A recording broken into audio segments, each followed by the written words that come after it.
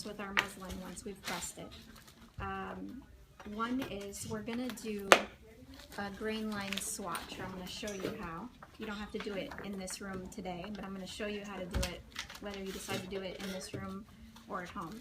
And I really think it's more conducive to doing it at home because there's some other things that you'll want to do here just in case you need to have a question answered by Lydia or myself. This I think is homework worthy, but I'm just going to show you how to do it.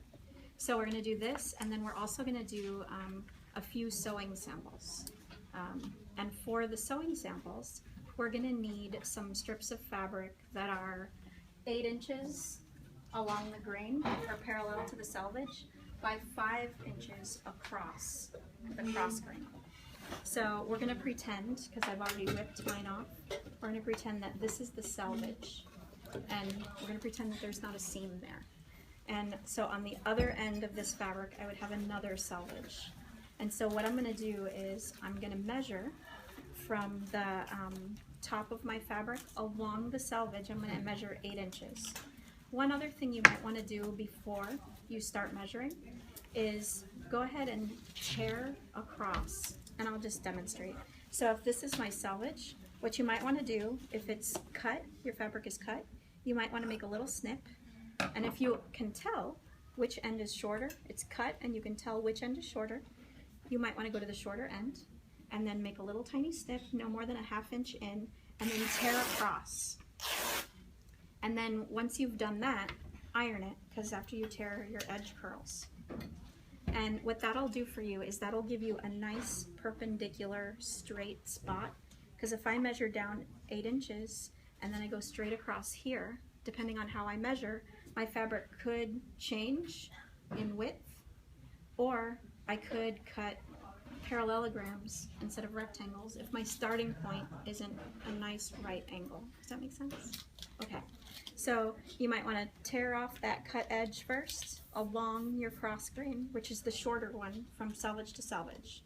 And just carefully, once you snip it, just do a little rip before you go all the way across, because occasionally, because it's plain weave, so it's kind of like remarkably similar in both directions.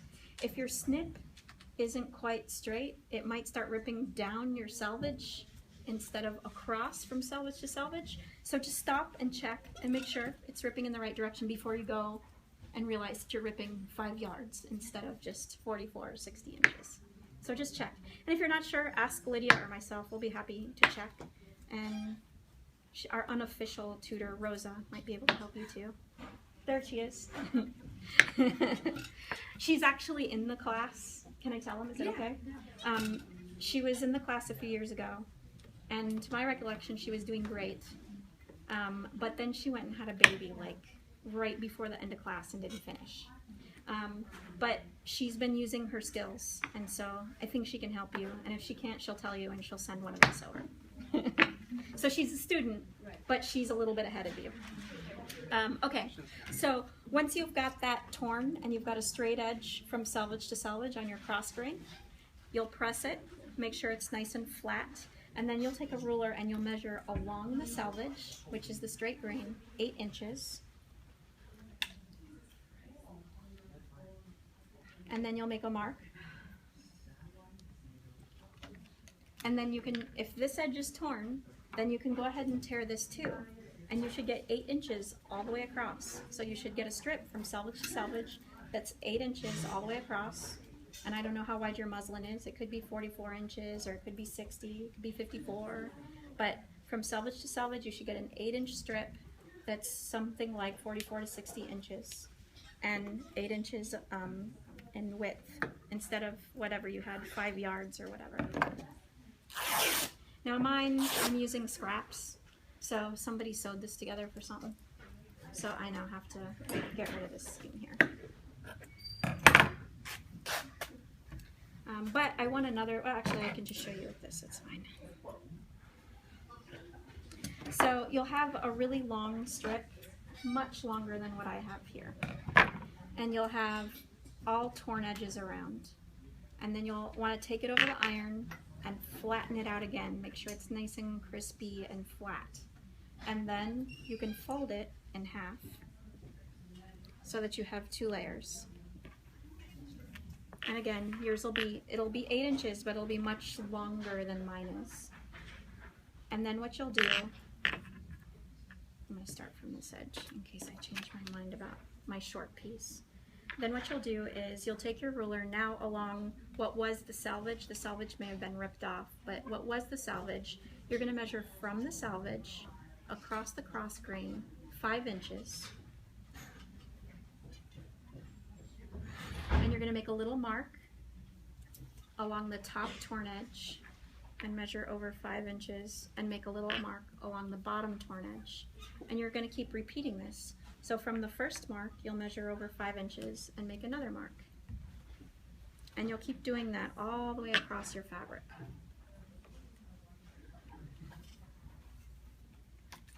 So you may not be able to see it from there, but I have little marks right here and down at the bottom. So I measured 5 inches, made a mark, 5 inches, made a mark, and I would keep doing that for the length of my fabric. Then what I'll do is I'll take a ruler and I'll connect the dots.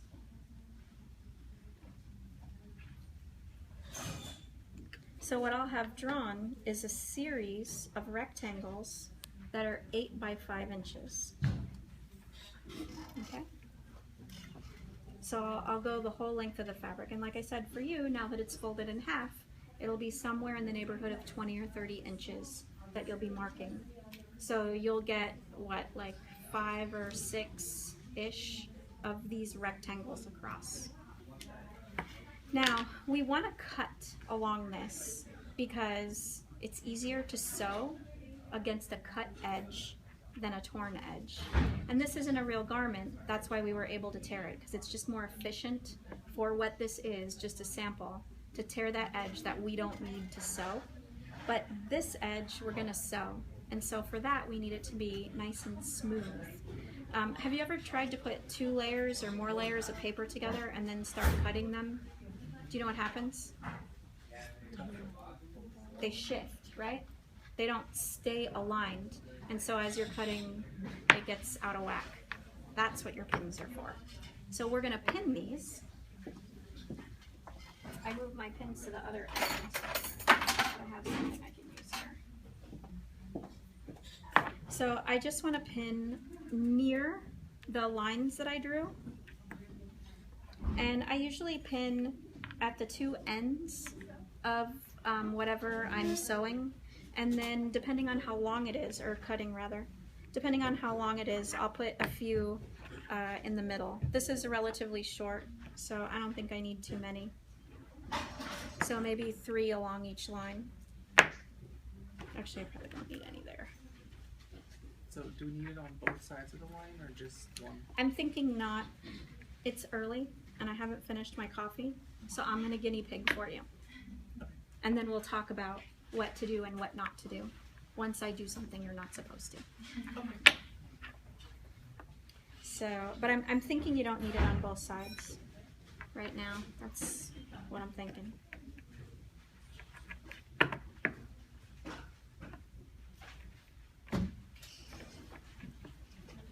So you want the pins to be parallel to the line that you drew so that it doesn't get in your way when you're cutting it.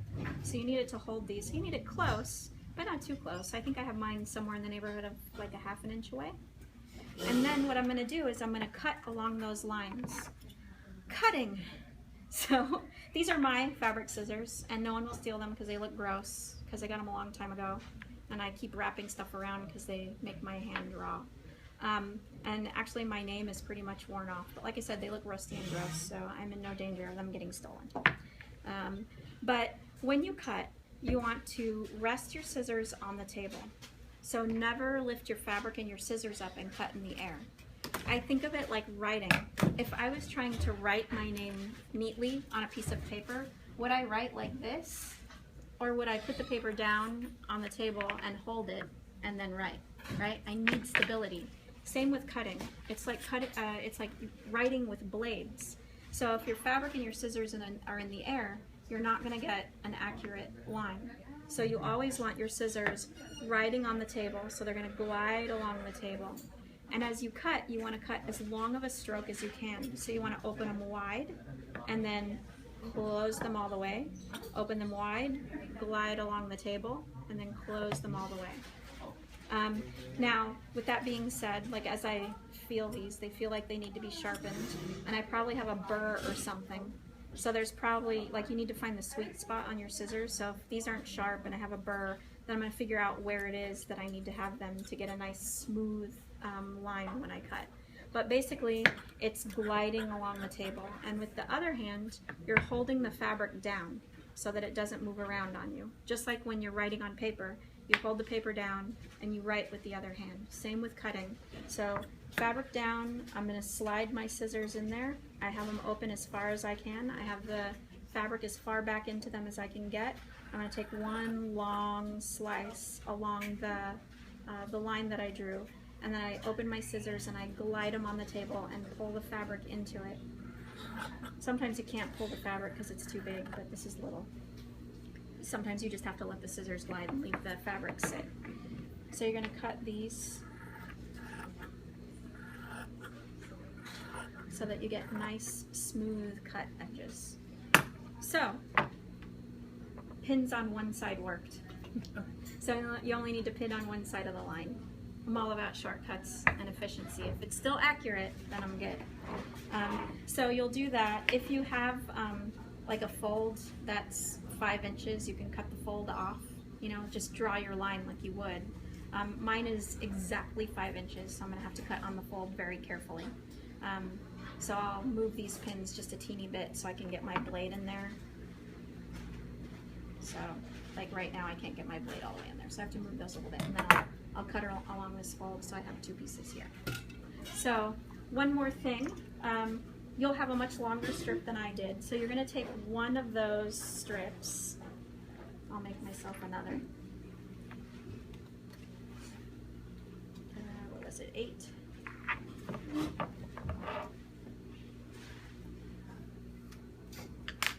Actually, I'll just pretend because I have something cut here already.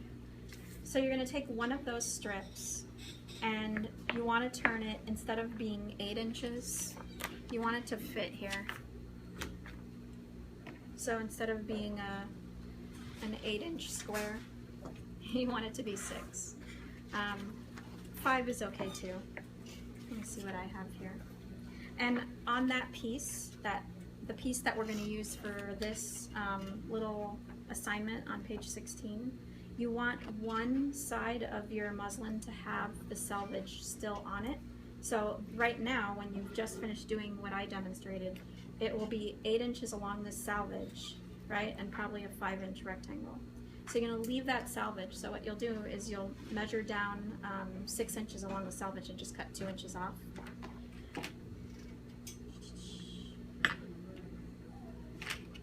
And if I'm not mistaken, there's supposed to be a torn edge on it too. Yeah, it doesn't say, but I'm going to tear one.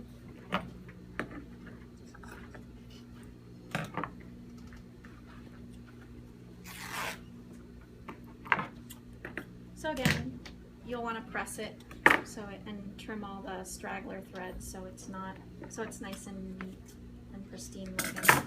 And I'll do mine after we finish talking and when you guys aren't using irons. So you'll have a rectangle that's 5 by 6, and the 6-inch side will have the selvage on it. And then you're going to label it according to what we talked about and what's on this paper. So here it has all the things that you need to label here. So you need to define them, you know, so the selvage, the warp, the weft, the straight grain, the cross grain, and the true bias. You're going to label them on the piece of fabric, and that's going to be the reference for you for the rest of the things that you're doing here. Whenever you forget straight grain, cross grain, bias, selvage, you can refer to this little piece here. So I like to do it, if I have them, I like to do it in colors. And I like to use a ruler so that it looks really nice and neat. So if I was going to label this piece, this is my selvage, and well, duh, I just answered that question. So let me just write selvage on my selvage, and I'll write it this way. And we spell it with an A.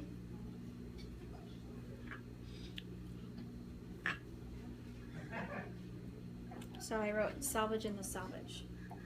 So the next thing it wants me to label is the warp.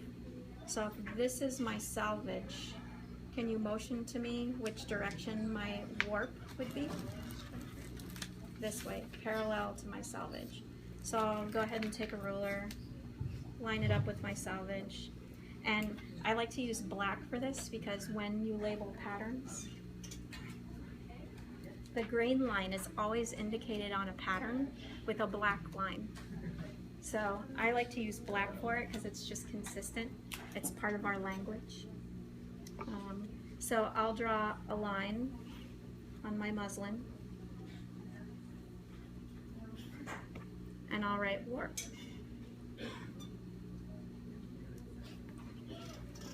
Okay, and then the next thing it wants me to label is weft. So where would that be?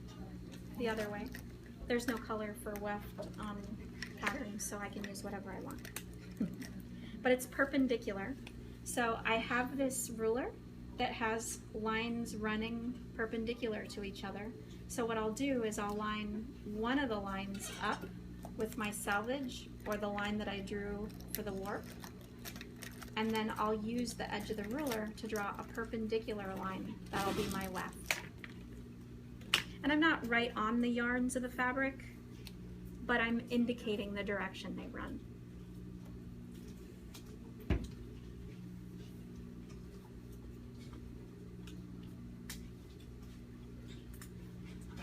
So just wrote weft on that line.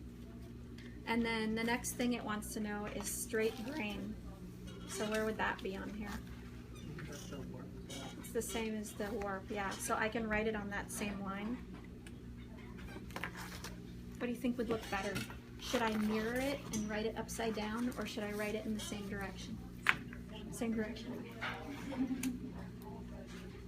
But I'll write it in the same color.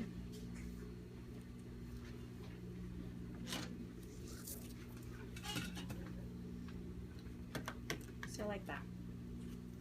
And then cross grain, where would that be? It's the same as the left. So I'll write that.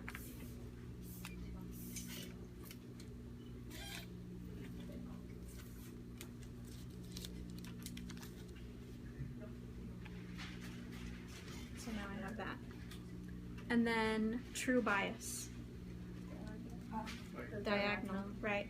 So what I can do is I can bring my torn edge to touch my salvage, or I can bring my cross grain or my straight grain. I can bring it to touch my salvage, and that crease right there should be my bias. So what do I have? Blue. I'll do my bias in blue.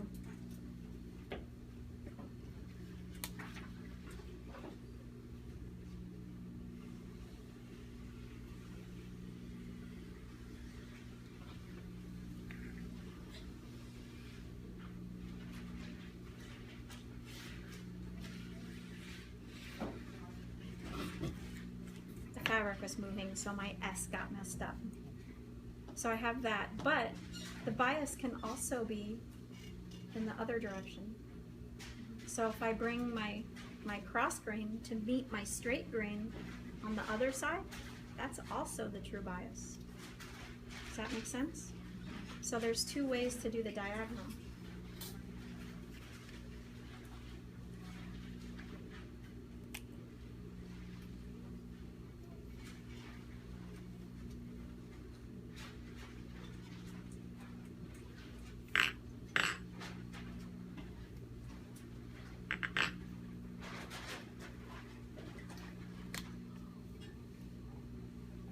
So there we go. And then, does it tell us? Yeah. So the only other thing I would recommend once you have that done is that you write your name on it.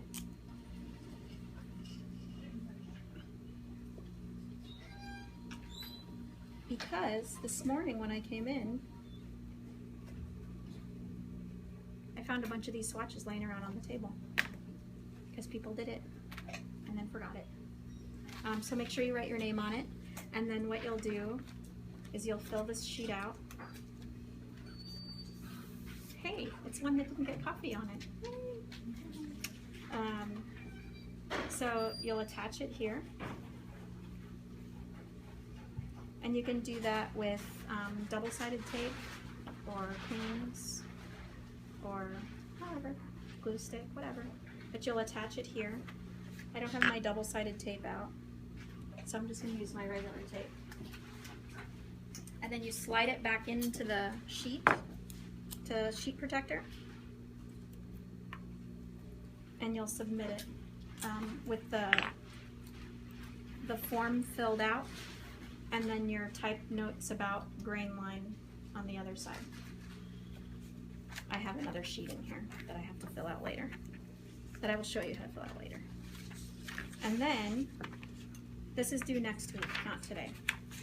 So then when you come in next week, I will have this out here, and every week something's due, and you just drop it in there. What should you do? Make sure your name's on it. What should you do if you can't be here when it's due? What'd you say? Ask someone else to bring it, or that's the best solution. Or what's that? Bring it in early. What if you can't? What if you just started barfing this morning? So you could take a picture of it, and there's an assignment for this on Canvas. You could upload the picture of it and include a comment that says, "I'm barfing, but it's done." And then we'll talk when I see you next. Okay? All right. So let me give you a few minutes to cut your 8x5 rectangles. And you don't have to do this right now. Just know that it's due next week. Okay? And we'll talk in a minute.